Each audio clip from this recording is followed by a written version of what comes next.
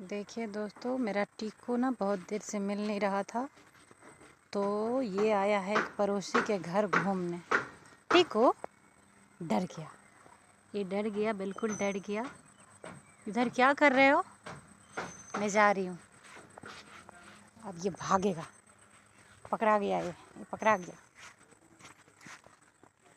तुम क्यों आया था इधर? तुम क्यों इधर आया था? तुम क्यों इधर आया, ये बताओ हमको। अभी तुमको पिटू पिटू कर दूँ मैं?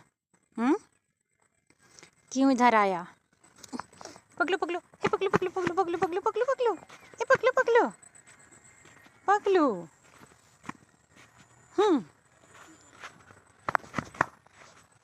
बहुत बदमाश है, बहुत बदमाश।